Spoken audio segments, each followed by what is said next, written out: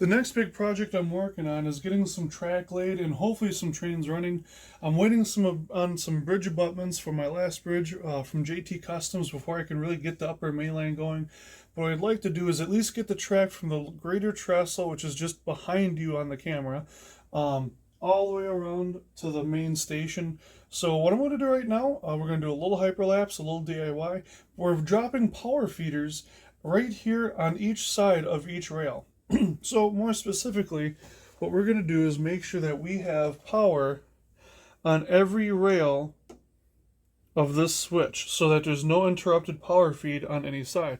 Now that does not mean that you have to put one on every side of every single switch, because that would be a ton of power feeders in a very small amount of space, and I think that's just a waste of material. So what we need to do is kind of connect the dots a little bit. So to do that, I'm going to get here, let's see if I can zoom in just a hair. There, that's just about perfect. So what we're going to do is we have to trace where the power needs to be. So to be the most effective, we know what rail is continued rail. So for instance, we have this piece here from this frog all the way through to here, to this frog. We know that's one continuous flow of energy. There's nothing interrupting there. We also know that from here to this frog is continuous uninterrupted energy. And the same from here all the way to here, and then from here all the way to here. So we don't need to add power feeders at every single space. So what we're going to do is we're just going to mark off where we know we need power and where we can add it the most easily.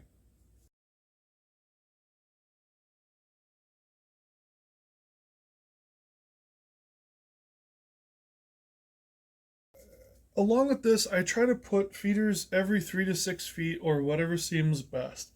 So I'm trying to go along with all these feeders here and including that into consideration for the track going in both directions. So I don't have any feeders right at the bridge right there. So that's going to be 6 foot from these switches to the other side of the bridge where I will have power drops. So in consideration of that, I'm probably going to put in just a few extra. But taking note that the only place that really is going to get supply the least amount of power is going to be this rail right here. So this feeder is going to feed both the inside of this switch and this rail here along with this whole part here.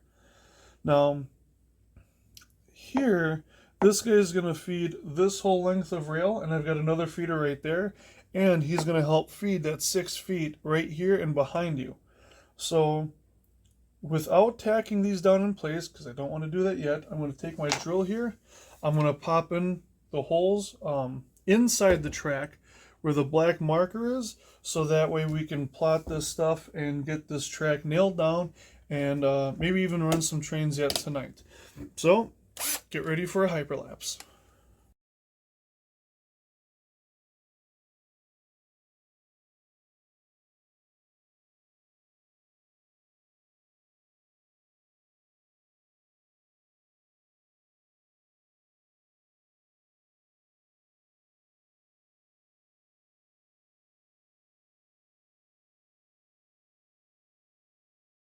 Alright, so the next thing we're going to do is we're going to drop in some of these wires to feed power to the track.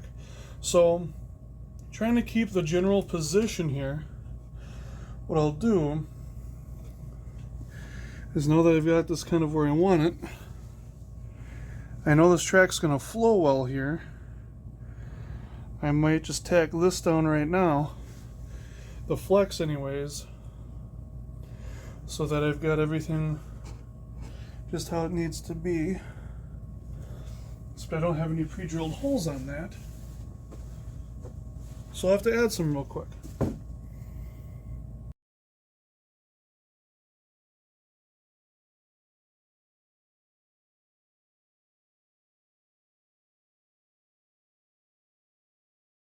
Okay, now that we've got that tacked down, we can pull our wires through.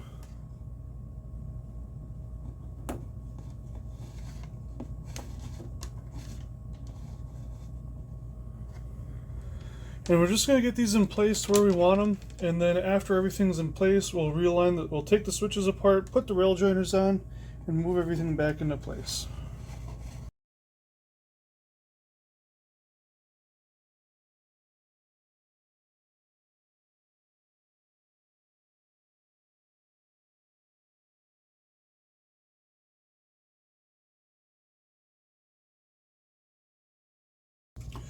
So I'm using N-scale terminal joiners from Atlas. Pick them up for a couple bucks a piece.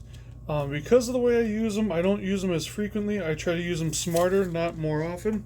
And they work out really well. The reason I don't solder is because sometimes you melt the ties, sometimes it doesn't look very good, and I'd rather just use the rail joiners. It's simpler, it's faster, it's easier, it's worth the extra money in my mind, so that's what I try to use.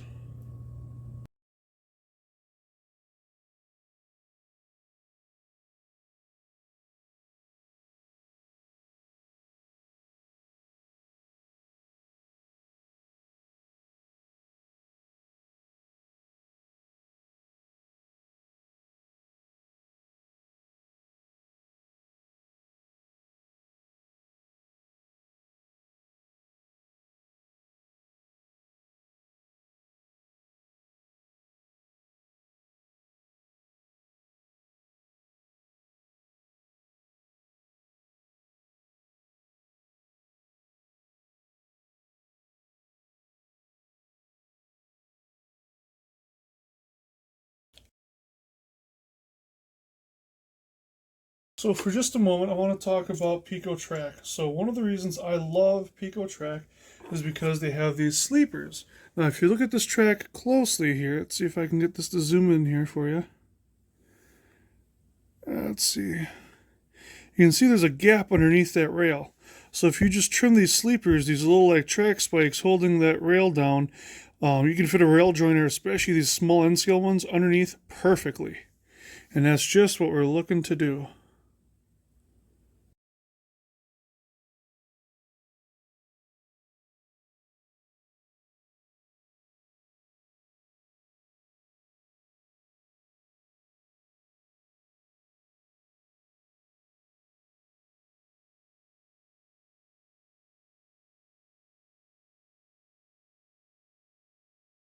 We're going to take a couple rail joiners.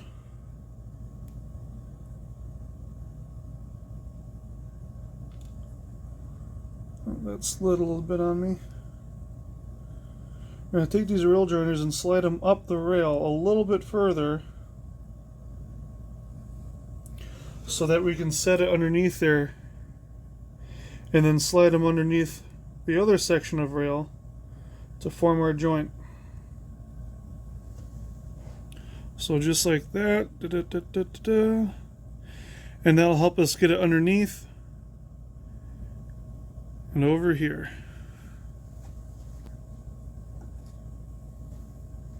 Cut some excess ties off.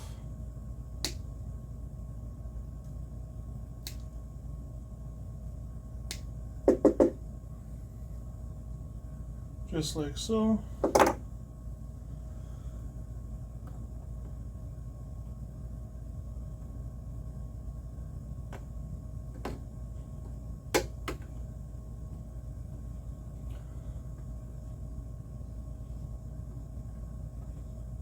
I should hold just underneath here.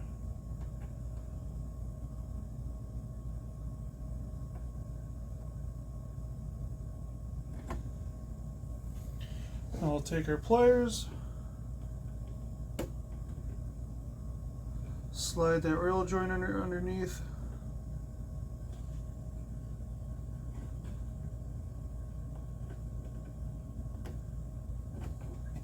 Just like that. I'll just do a quick little eyeball, make sure it looks pretty good, and it does. And just like that, we've got it done through.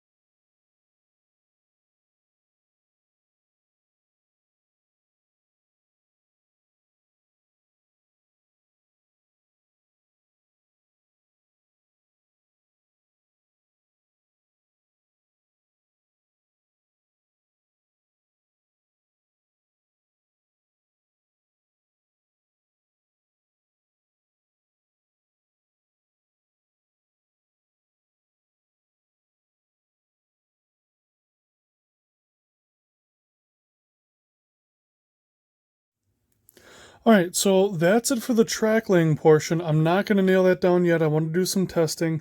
And to get to that testing, we need to hook up some of these wire feeders. So I'm going to show you guys these Wagyu connectors. I think you're really going to like them. They're really neat. They're really easy to use. So let's hook some up and get some power to this guy. Alright, so just a quick overview. I've talked about these before previously, but there's a new size I found of these Wagyu connectors, or Wago connectors. There's the 3-prong, so you'd have your power in and 2 out, or 1 in, 1 out, and 1 to your accessory, or whatever. I use the outer 2 for the bus wire and the middle one for track power. And then I found these 5 prongs, so you can more easily get multiple feeders to one bus wire. So I still have the bus wire going in on one end, out on the other, and then I'll put 3 different sets of feeders in there. With how thin these feeders are, it's easy to twist a couple extras in there. So we're going to do that right now. So to keep things simple on my layout, all the inward facing rails, all the rails to the inside of the layout, closest to you when you're operating it, are the red wire. All the feeders that I buy come in black, and I tried painting the tips and then feeding them through, and you know what? It actually just makes a bigger mess. So what I'm going to do is I'm only going to strip the wires that are going to be red. So I just need to carefully isolate those. We're going to strip a little bit of wire off, and we can start connecting them.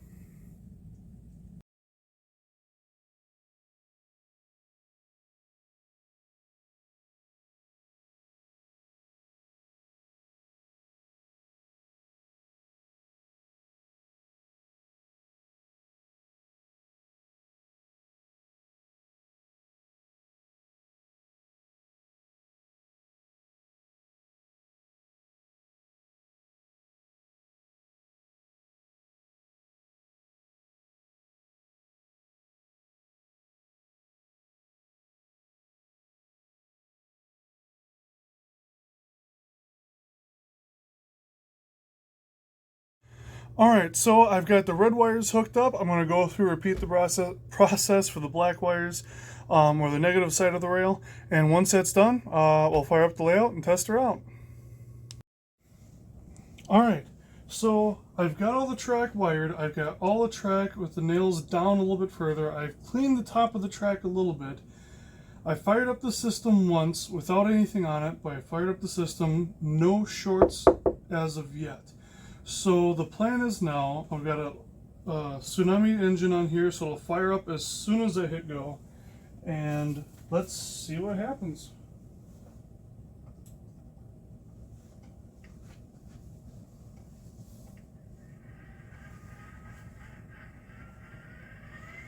And we've got sound. So let's try picking up some cars.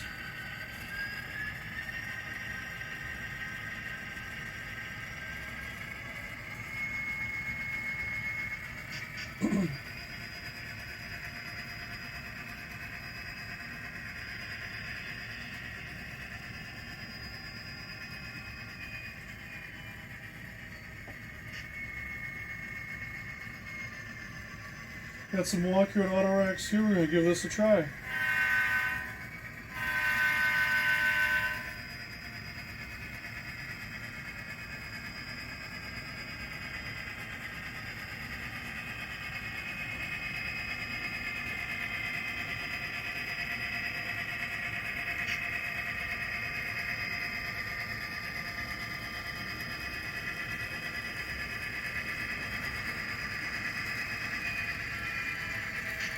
So no shorts yet. So let's throw a couple of switches, try the crossover.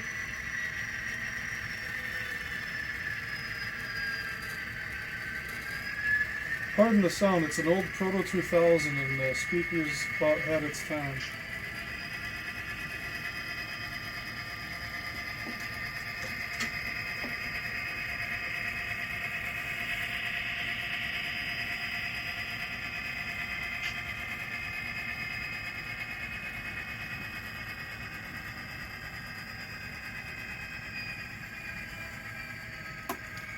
Throw the switches back.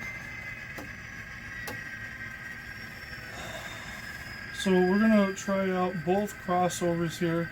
That is the main goal, to make sure everything works. Because this is Tsunami, it's got no keep alive or anything in it. The moment that there's dead track, we will know.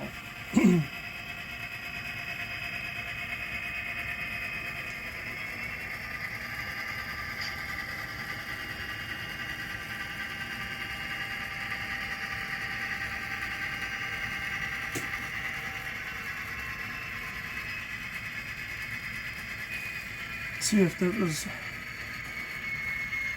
not quite long enough of a piece of track, unfortunately.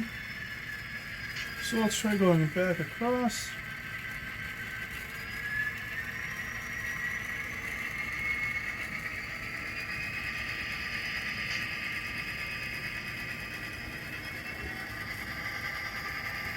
So far, so good.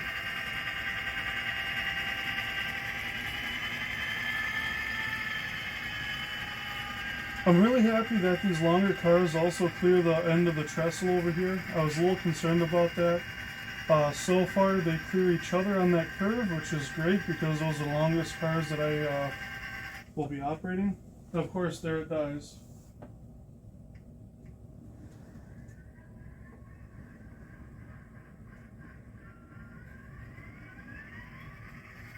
I hadn't cleaned anything beyond this point. I wasn't sure I'd get there. So far so good. I'm happy with the results. We'll do a quick pan over and close her down for the night. Alright, so tonight what we've accomplished is we unboxed some new models, we got some track down, we dropped some feeders, we hooked them up into the main power bus, we test laid some other track here for the outside curve on the inside of the layout here, and we've got this stuff started here. It's just sitting, it's not doing anything specific, but it looks real good so far. Everything's working well. I'm very happy with the way this worked out. If you guys have any comments or questions, drop them down in the comments section or send me a message. Hit me up on Facebook at the Chicago Milwaukee Northwestern. Please feel free to join that Facebook group. It's a great group of modelers. It's a page where everyone can share stuff, but the primary purpose of it is to share this layout, my progress, the hobby, the industries within it. So with that said, you guys all have a great night. I hope you had a great weekend, and until next time, take care.